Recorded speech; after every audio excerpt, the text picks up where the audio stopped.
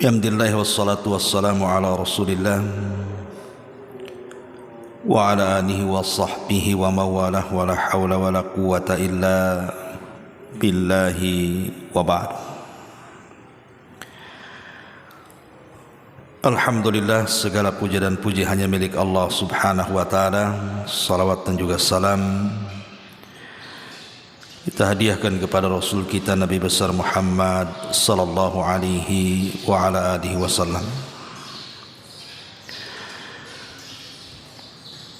Pembahasan di pagi hari ini kita akan membahas tentang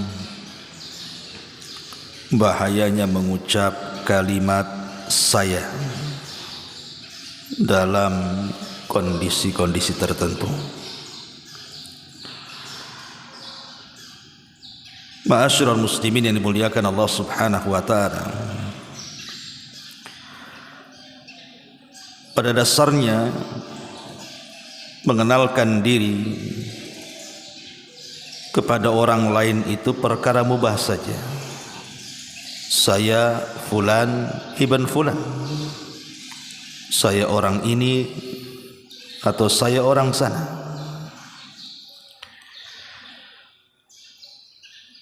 Kan Nabi SAW pun sering menggunakan kalimat saya.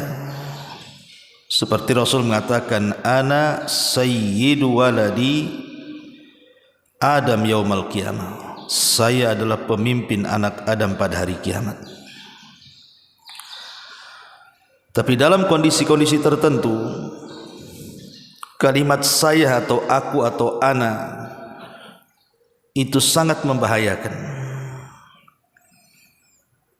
Bahkan bisa mengundang kemurkaan Allah subhanahu wa ta'ala. Ma'asyiral muslimin yang dimuliakan Allah subhanahu wa ta'ala, di dalam Al-Quran saya akan contohkan 5 kalimat saya yang sangat tercela dan diucapkan makhluk yang paling buruk yang dicatat dalam Quran. Pertama, ucapan iblis, dan itu disebutkan dalam surah Al-A'raf ayat 12. Ana khairun minhu, saya lebih baik daripada Adam. Kemudian yang kedua, ucapan Namrud dalam Al-Baqarah 258. Ana uhyi wa umit, saya bisa menghidupkan dan saya juga bisa mematikan. Kemudian ucapan Fir'aun disebutkan dalam surah An-Nazi'at ayat 24. Ana rabbukumul a'la, saya adalah Rabb kalian yang paling tinggi. Kemudian ucapan Qarun sebutkan dalam surah Al-Qasas 78. Innama utituhu ala ilmin indi, innama utituhu ala ilmin indi, sesungguhnya harta yang ada pada diriku,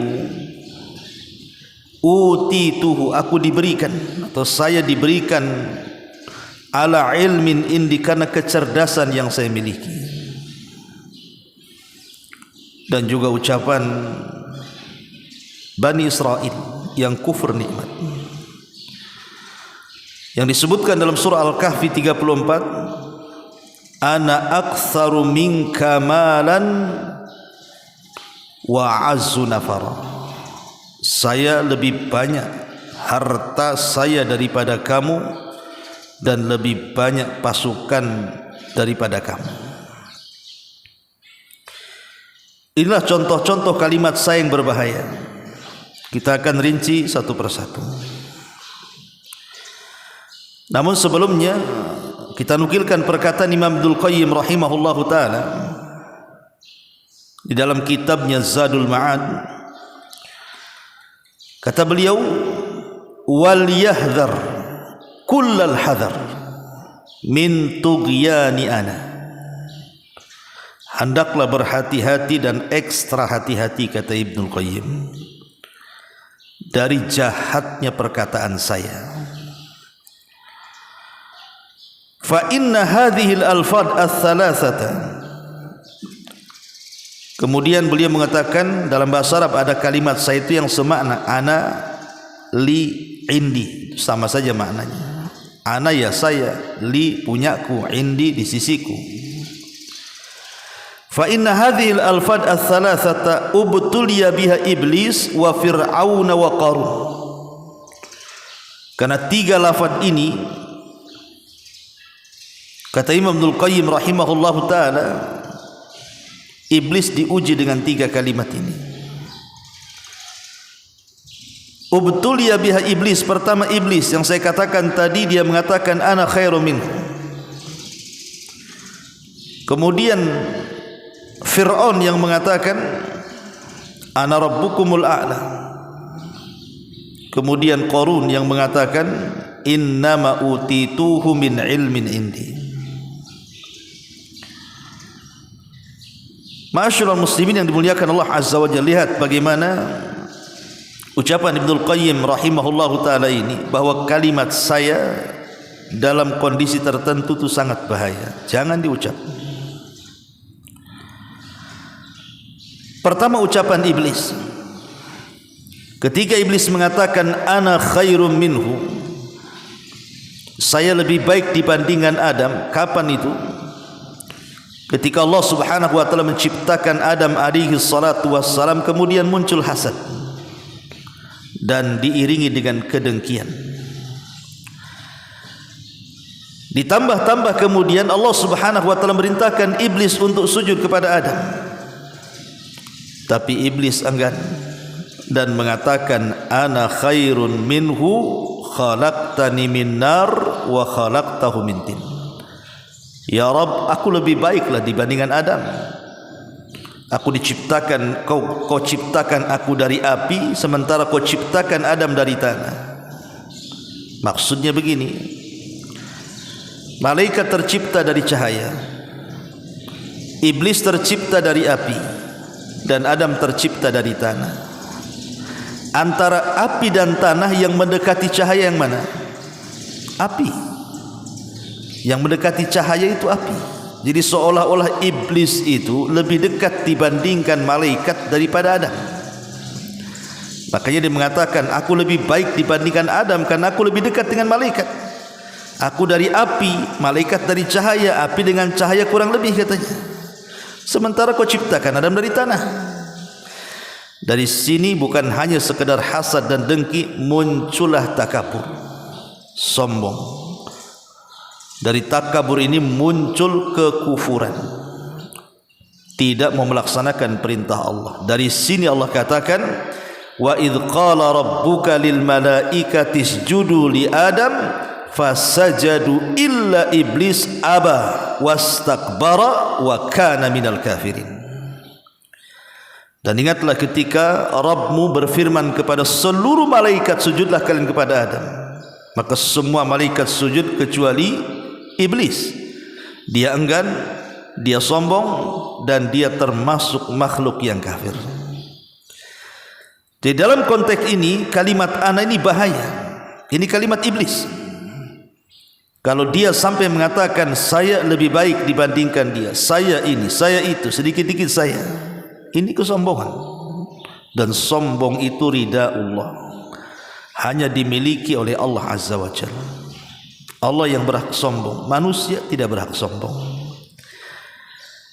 Makanya kalau kita membahas Asmaul Husna, nama-nama Allah yang baik, ada nama-nama Allah itu yang sifatnya Jamal, ada nama-nama Allah itu yang sifatnya Jalal. Ada Jalal, ada Jamal. Jamal itu artinya indah. Kalau nama Allah itu indah, berarti kita harus mengikuti keindahan nama Allah. Allah Rahim, maka kita juga berusaha untuk Rahim. Allah Ghafur, kita berusaha untuk Ghafur. Tetapi kalau nama Allah itu Jalal, yang mengandung kemuliaan, kebesaran dan keagungan, kita tidak boleh meniru, tetapi meniru dengan kebalikannya. Ketika Allah sombong berarti kita tawadhu. Ketika Allah khalik berarti kita makhluk, dan begitu seterusnya. Ini yang pertama. Yang kedua ucapan Namrud. Dia mengatakan ana uhyi wa umit. Al-Baqarah 258. Kasusnya adalah ketika Namrud ini mendengar berita ada anak muda dibakar kok enggak mempan. Nabi Ibrahim ya dibakar oleh gubernur yang ada di Babil. Jadi berita Ibrahim dibakar itu sampai kemana-mana, sampai ke telinga Namrud.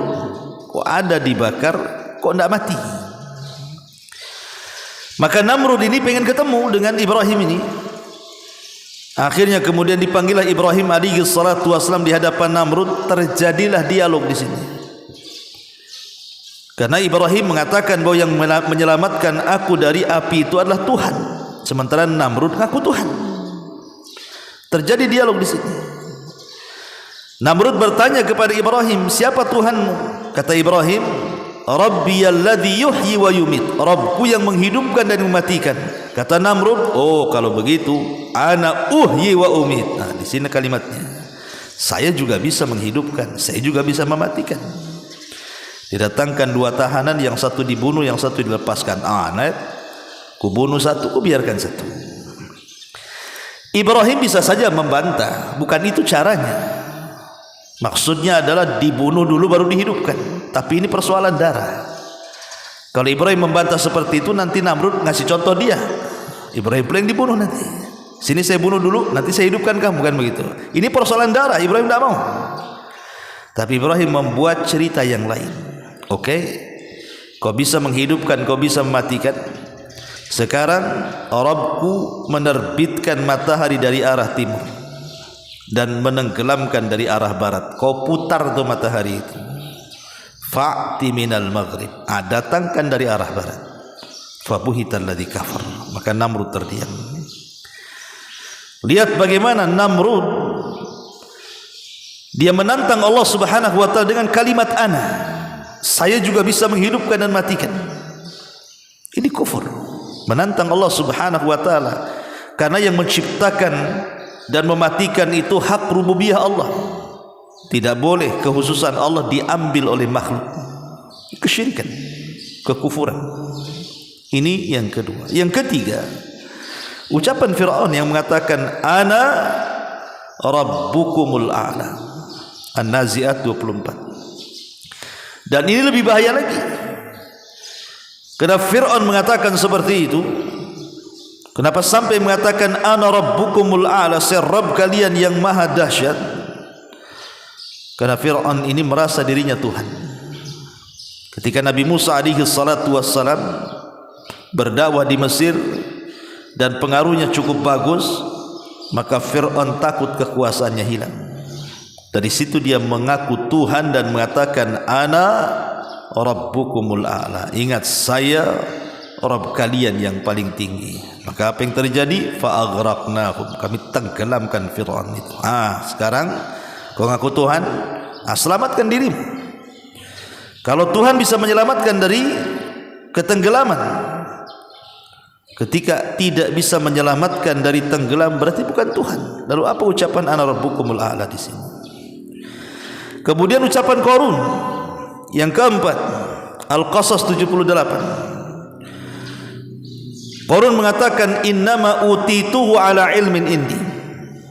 Dalam riwayat Israiliyat, Qarun ini dulunya seorang munawwir. Kalau dia membaca Taurat itu sangat indah bacaannya, diundang kemana-mana. Kalau di zaman sekarang tuh qori lah, undang sana undang sini, qori gitu ya, qori Taurat. Suka orang kalau Qarun membaca Taurat waktu miskin. Kemudian dia datang kepada Nabi Musa minta doa agar dibentangkan kekayaannya. Maka Musa mengajarkan Ismul A'zam kepada Qarun. Akhirnya entah bagaimana ceritanya, Qarun menjadi kaya raya. Setelah kaya raya, Allah bentangkan kekayaan, Musa pun mensyariatkan untuk mengambil zakatnya. Tapi tiba-tiba ketika orang yang disuruh Musa mengambil zakat kepada Qarun, Qarun pula mengelak dan mengatakan innama utituhu ala ilmin indi. Enak saja si Musa ngambil zakat katanya. Ini kekayaan itu karena kecerdasanku, bukan karena doa, bukan karena Allah, karena aku cerdas. Jadi dari sini menunjukkan bagaimana kesombongan Qarun, menasabkan nikmat kepada dirinya bukan kepada Allah, kufur nikmat. Dari sini kita tahu bahwa kalimat ana ini bahaya dalam konteks seperti ini. Dia mengkufuri nikmat kalau bukan karena saya. Ini semua karena Allah, bukan, tidak ada makhluk berserikat dalam masalah nikmat. Dan yang terakhir adalah ucapan Bani Israel yang kufur nikmat dalam surah Al-Kahfi 34. Ketika ada orang yang bersyirikat, begitulah Allah Subhanahu wa taala sudah menggambarkan biasanya orang bersyirikat itu masalah. Kalau ada 2 orang 3 orang berbisnis, pasti salah satunya zalim, salah satunya khianat, salah satunya bermasalah. Wa inna katsiran minal khulata la yabghi ba'dukum ba'dha. Kebanyakan orang yang bersyirikat itu pasti ada masalah. Makanya kadang-kadang orang usaha itu pengen sendiri, tidak mau berserikat. Dan itu sudah banyak kejadiannya kan.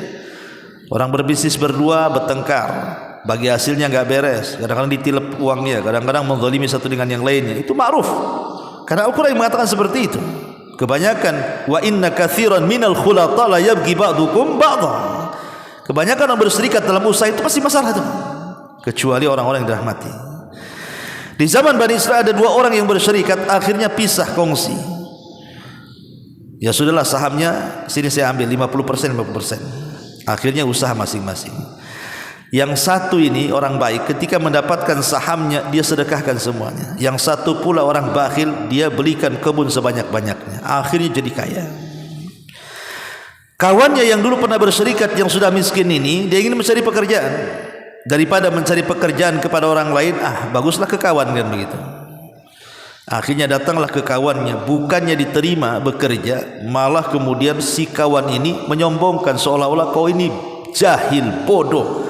Mana kekayaan yang dulu kita bagi? Kenapa kau tidak seperti aku? Beli kebun, beli ini, beli itu. Nah kau kaya juga. Sekarang kau miskin, kau sedekahkan semuanya. Mana ganti dari Allah katanya.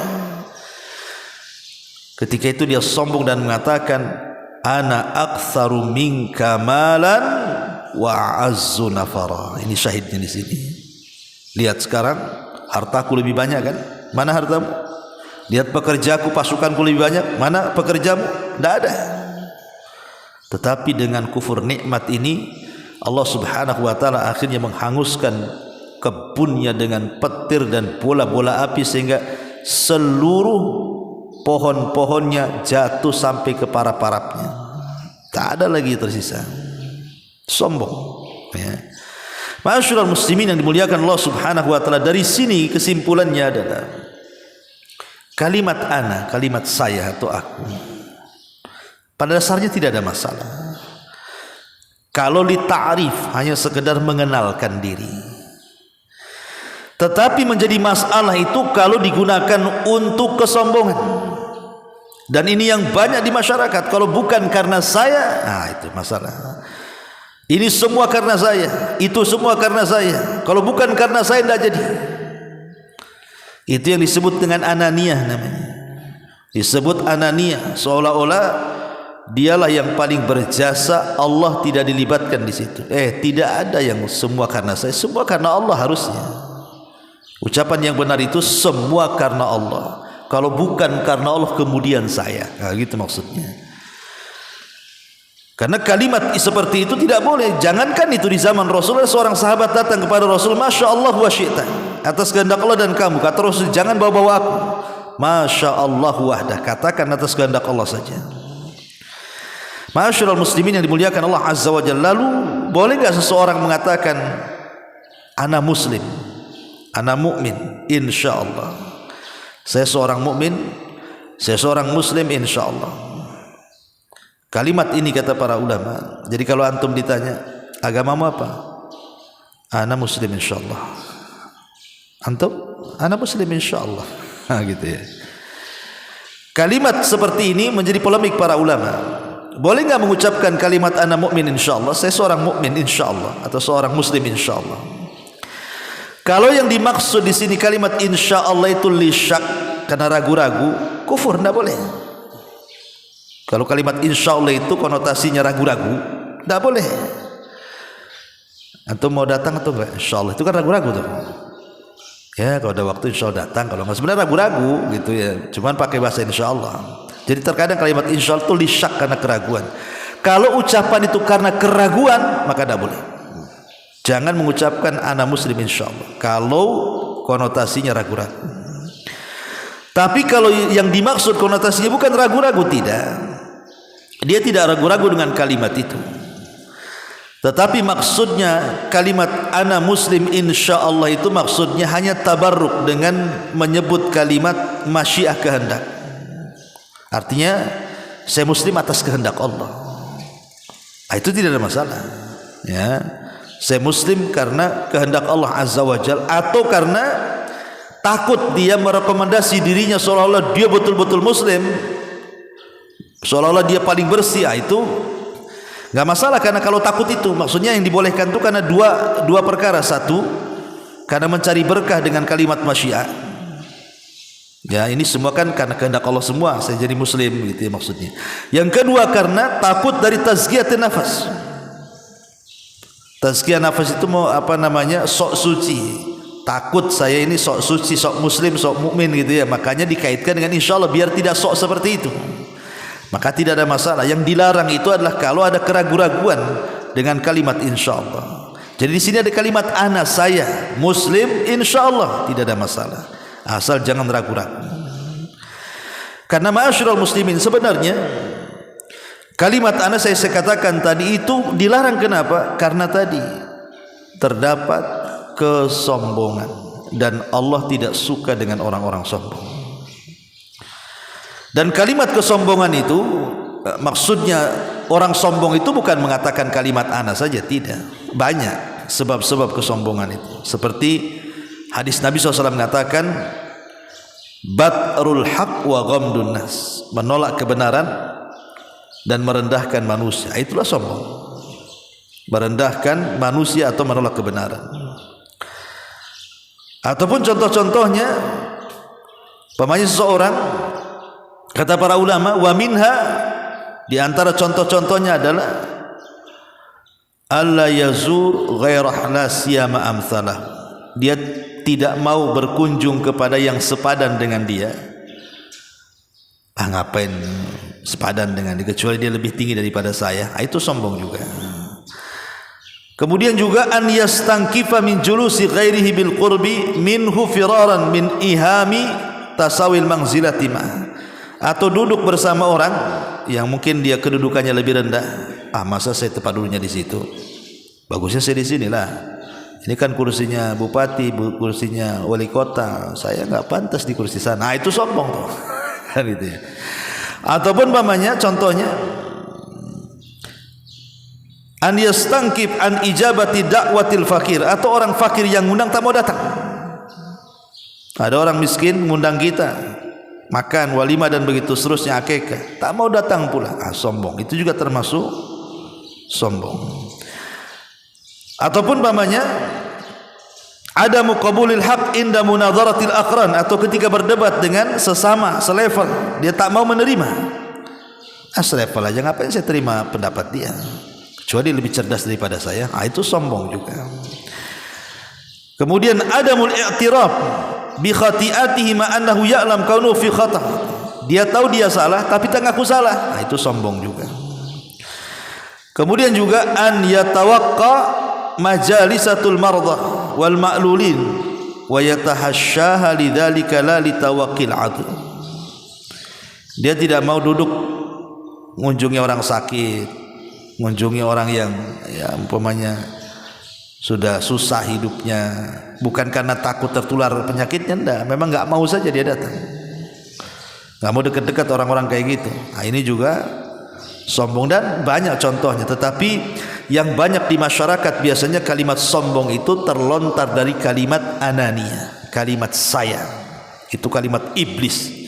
Ingat, kalimat saya ini kalimat iblis, kalimat Namrud, kalimat Fir'aun, kalimat Qarun, dan kalimat Bani Israel yang kufur akan nikmat Allah subhanahu wa ta'ala. Maka hindari kalimat ana yang mengakibatkan kesombongan, karena kesombongan itu adalah ridanya Allah. Ketika kiamat datang dan bumi, langit dan alam semesta dihancur-hancurkan, manusia mati, jin mati, malaikat mati, apa kata Allah? Limanil mulkul yaum. Kalian tahu siapa pemilik kekuasaan ini? Tidak ada yang jawab karena tidak ada makhluk. Maka Allah jawab sendiri, lillahil wahidil qahhar. Maka kekuasaan ini milik zat yang satu Allah. Dialah yang berhak menghukum semua makhluknya. Wallahu a'lam bishawab. Mudah-mudahan manfaatnya. Subhanaka bihamdika asyhadu an la ilaha illa anta astaghfiruka wa atubu ilaik. Allahu ta'ala alam. Assalamualaikum warahmatullahi wabarakatuh.